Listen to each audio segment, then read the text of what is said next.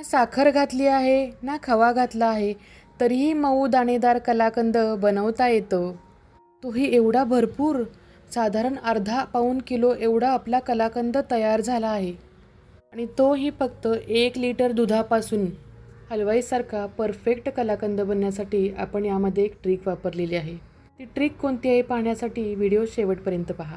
टिप्ससह संपूर्ण सोपी अशी रेसिपी दिली आहे. व्हिडिओ आवडल्यास लाईक, शेअर, सबस्क्राईब करा. तर सुषमाच्या किचनमध्ये खूप स्वागत आहे तुमचं. सुरुवातीला आपण जाड तळाची कढई घेणार आहोत आणि त्यामध्ये एक थोडंसं पाणी घालायचं आहे, म्हणजे की आपली कढई करपणार नाही. आता इथं आपण कलाकंद करण्यासाठी फुल फॅट म्हणजे म्हशीचं दूध वापरणार आहोत. मी इथं गोकुळचं दूध घेतलेलं आहे. तुम्हाला जे अवेलेबल असेल ते तुम्ही घेऊ शकता, परंतु फुल फॅट म्हणजे म्हशीचं दूध वापरा, जेणेकरून त्याचा छेना चांगला पडतो. आपलं दूध उकळतंय तोपर्यंत आपण दूध फाडण्यासाठी इथं आपण व्हिनेगरची तयारी करूया. 2 चमचे व्हिनेगर घ्यायचं आणि त्यामध्ये 4 चमचे पाणी घालायचं. तुम्ही जर डायरेक्ट व्हिनेगर दुधामध्ये टाकलं तर तुमचा छेना कडक पडतो आणि त्यामुळं तुमची कलाकंद कडक होण्याचे चान्सेस असतात. दुधाला थोडी उकळी यायला लागल्यानंतर आपण थोडं 1-2 चमचे असं हे मिक्सचर व्हिनेगरचं आपण या दुधामध्ये मिक्स करतोय. एकदा दूध फाटायला सुरुवात झाली की ते मिश्रण नाही घातलं तरी चालू शकतं. आता दूध जसं उकळत जाईल तसं आपला छेना पडत जाणार आहे.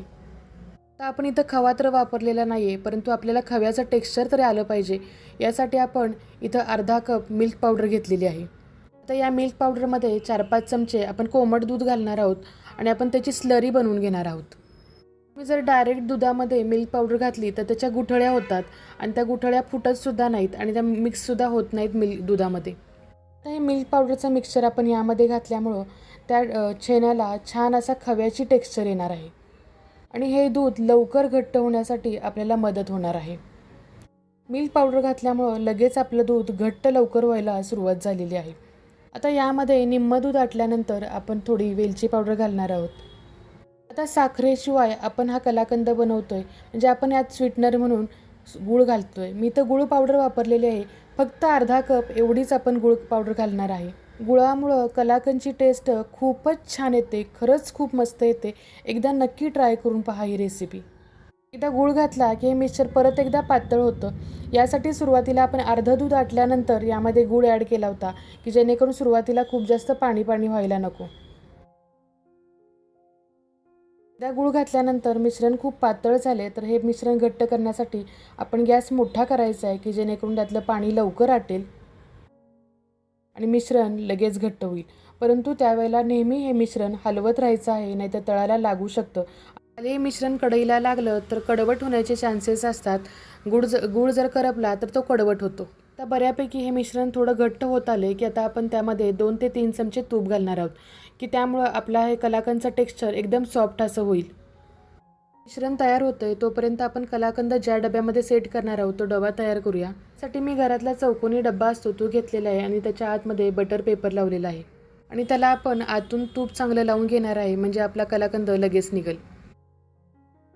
आता हे सतत ढवळत राहायचं आहे, कारण शेवटी ज्या वेळेला आपलं हे मिश्रण घट्ट होत जातं त्यावेळेला बऱ्याच वेळेला ते साईडनं चिकटायला सुरुवात होते. दूध ठेवल्यापासूनच साईडची साय जी येते ते आपण त्या दुधामध्येच ॲड करत जायचं आहे, की जेणेकरून मलाईयुक्त असा आपला हा टेक्स्चर झालं पाहिजे कलाकंदचं. परत यामध्ये 3 ते 4 चमचे मी तूप घातलेले आहे, की जेणेकरून अजून सॉफ्टनेस त्या कलाकंदमध्ये आला पाहिजे.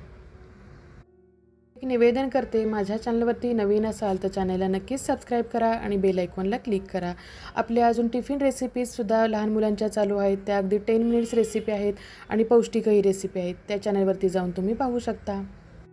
जसं आपलं मिश्रण होत आलेलं असतं त्यावेळेला ते साईडनं तूप सोडायला सुरुवात करतं आणि त्याचा एक गोळा व्हायला सुरुवात होते. आता आपलं मिश्रण तयार झालेलं आहे, तर ते मिश्रण आपण आपला जो तयार केलेला डब्बा आहे त्यामध्ये काढून घेऊया. अगदी सॉफ्ट असं टेक्स्चरचं हे मिश्रण आपलं तयार झालं आहे कलाकंदचं. खूप जास्त घट्ट होईपर्यंत आपण ठेवणार नाही, कारण आपल्याला सॉफ्ट असाच कलाकंद पाहिजे जसा बाहेर विकत मिळतो तसा. छान असं त्या डब्यामध्ये आपण सेट करून घेणार आहोत. आणि हे मिश्रण तुम्ही जर खूप जास्त घट्ट केलं तर त्या कलाकंदचे तुकडे पडतात, चिरा जातात आणि खायला खूप जास्त कडक लागतो तो कलाकंद. ट्रिक वापरली म्हणजे आपण खव्याच्याऐवजी मिल्क पावडर वापरलेली आहे आणि ती मेल्ट करून मिल्क पावडर वापरली, की जेणेकरून आपला खव्यासारखाच टेस्ट येणारा कलाकंद तयार होतोय. तयार झालेला कलाकंद आपण गरम जागेवर 5 ते 6 तास सेट करणार आहोत. एक 4 ते 5 तास झाल्यानंतर आपण तो उघडून पाहूया. छान असा सेट झाला आहे आपला कलाकंद. अजिबात पातळ नाही आहे किंवा तुकडे पडत नाहीत. अगदी सॉफ्ट टेक्स्चर झालेलं आहे त्याचं. कलाकंदबाबत आपण टिप्स सांगूया. बऱ्याच जणांचा प्रश्न असतो की कलाकंद रबरासारखा होतो. का होतो? तर तुम्ही त्यामध्ये डायरेक्ट दुधामध्ये व्हिनेगर घातलं तर तुमचा कलाकंद रबरासारखाच होणार, कारण की त्याचा छेना कडक पडलेला असतो. बऱ्याच जणांचा प्रश्न असतो की आमचा कलाकंद मऊ होत नाही, रखरखीत होतो, म्हणजे खरबरीत लागतो. तर तो का होतो? तर त्यामध्ये तुम्ही तूप व्यवस्थित प्रमाणात घालत नाही. तूप परफेक्ट प्रमाणात घातलं तर तुमचा कलाकंद मऊसूद होणार. आता आपण तोपर्यंत कलाकंद आपला डिमोल्ड केलेला आहे आणि त्यावरती मी सिल्वर फॉईल लावणार आहे. हे ऐच्छिक आहे, तुम्ही यावरती ड्रायफ्रूट्स लावले तरी चालू शकतात.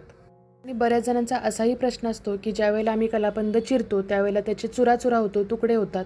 तर तुम्ही ते मिश्रण खूप जास्त घट्ट केलं तर त्याचा चुरा होणार आहे, ते चिकटून येणार नाही. असा सॉफ्ट असा राहण्यासाठी थोडासा आपण त्यामध्ये त्याचा पाक ठेवायचा आहे आणि मगच सेट करायला ठेवणार आहोत. इतका परफेक्ट आपला कलाकंद झाला आहे की त्याच्या वड्याही खूप सुंदर मऊसूत पडत आहेत आणि भरपूर असा हा 1 लिटर दुधापासून साधारण अर्धा पाऊण किलो एवढा कलाकंद सहज बनतो. तर राखी पौर्णिमेला तुमच्या भावासाठी किंवा बहिणीसाठी हा कलाकंद नक्कीच तुम्ही घरी बनवा. किंवा आपले गणपती बाप्पा येतात त्यांच्या प्रसादासाठी नक्कीच बनवू शकता हा गोड पदार्थ. ती तुमच्याही तोंडाला पाणी सुटेल इतका हा चिरताना गोड असा मस्त असा आपला कलाकंद झाला आहे आणि अगदी पटकन तोंडात टाकावा आणि पटकन तो तोंडात विरघळावा इतका सुंदर कलाकंद झाला आहे. कलाकंदची ही रेसिपी आवडली असेल तर लगेच सेव्ह करा आणि लाईक करायला विसरू नका. अगदी 3 वस्तूंपासून बनवलेला हा कलाकंद आहे. अगदी सोपी रेसिपी आहे, नक्की ट्राय करून पहा. शुगर फ्री गुळातील कलाकंद तयार आहे. आता घरात गोड केले म्हणजे देवाला नैवेद्य तर दाखवलाच पाहिजे ना. कलाकंद कडक होऊ नये यासाठी पॅकबंद डब्यामध्ये आपण हा कलाकंद सहज बाहेर 3 ते 4 दिवस टिकवू शकतो आणि फ्रीजमध्ये 8 दिवस सहज टिकणार आहे. नक्की ही रेसिपी ट्राय करून पहा. रेसिपी आवडल्यास लाईक, शेअर, सबस्क्राईब करा. परत भेटू अशाच एका नवीन रेसिपीसह. तोपर्यंत बाय बाय.